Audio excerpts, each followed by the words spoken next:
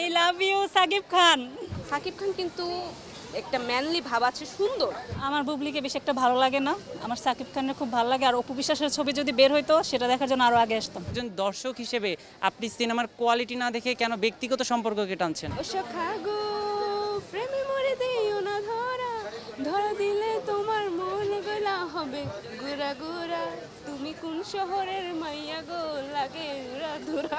তার ওভারঅল সবকিছু আমার কাছে ভালো লাগে, এই জন্য যে চোখ বন্ধ করলো তাকে আমি দেখি। আচ্ছা, আপনি বলছিলেন চোখ বন্ধ করলেও সাকিবকে দেখতে পান। সাকিবের প্রতি আপনার এত মুগ্ধতার কারণ কি?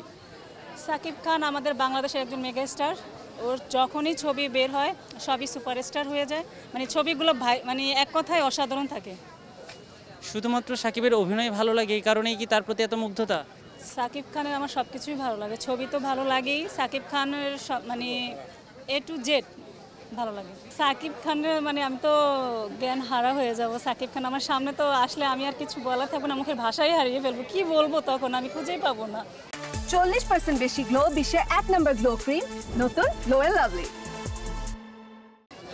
আসলে বলবেনটা কি একটু বলবেন? আই লাভ ইউ, আবার একটু শুনতে চাই। I love you Shakib Khan.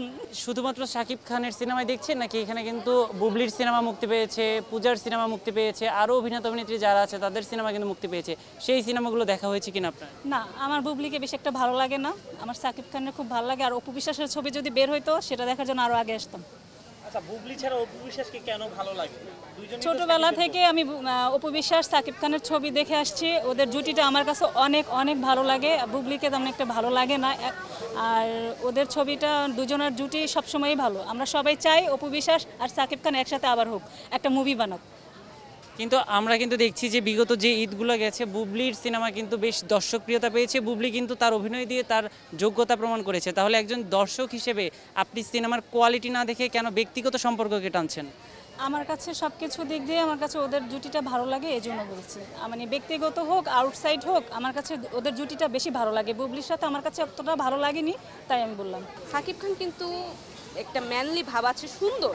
পুরুষ হিসেবে কিন্তু সুন্দর হতে পারে। আগে মানুষ অনেক ধরনের কন্ট্রোভার্সি করছে যে কেমন লাগে হ্যান ত্যান, আমাদের বাংলাদেশে হতে পারে ফুটায় তুলতে পারেনি, কিন্তু এখন আমরা বলিউড দেখি, হলিউড দেখি, ওটা থেকে ইন্সপায়ার হয়ে সাকিব খানের যে লুক সব কিছু চেঞ্জ হয়েছে। এটা আসলে সাকিব খানের দোষ না, কিন্তু সাকিব খান হিরো হিসেবে আসলে হিরোর মতো দেখতে। তুফান দেখার জন্য আমি অনেক আগে থেকে এক্সাইটেড। যখন আমি একটু ট্রেলার দেখেছি যে না, এবার কিন্তু সাকিব খানের এটা দেখতেই হবে, কারণ টোটালি ডিফারেন্ট চেঞ্জ তার মানে লুক।